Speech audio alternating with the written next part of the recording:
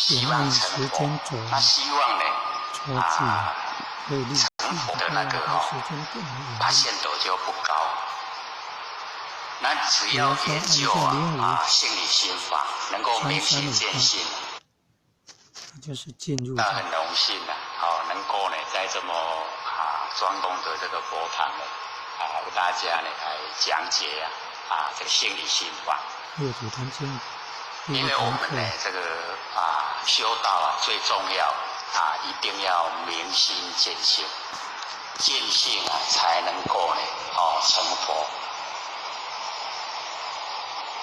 我们现在呢秉着自己的良心我们现在目前的状况、做法、想法，我们可以成佛吗？大概呢都只有希望，希望成佛。那希望呢成佛的那个把限度就不高。那只要研究心理心法，能够明心见性，那成佛是100%，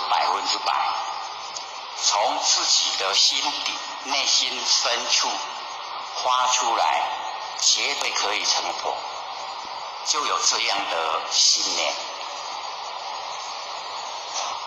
或许这个沾到这个天恩沾到师德，尤其呢老师这个不嫌弃或许呢非常感恩一直修道的这个路途一走过来，也是一样坎坎坷坷追求的心完全都是一样没有变化，所以才有对这个心理心法了解得很深入。那因为了解很深入就觉得没有把它这个宣扬非常可惜。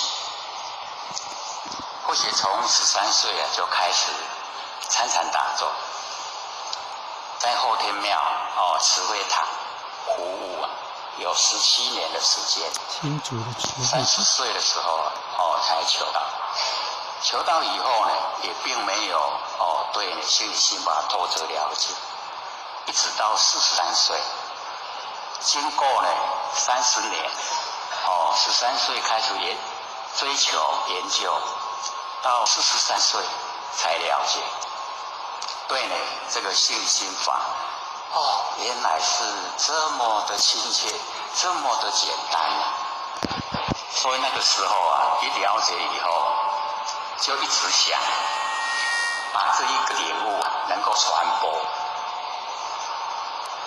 那后学都跟听的人讲说，只要你很努力的2个小时就可以把后学30年的那个经历全部吸收。2点钟就好了。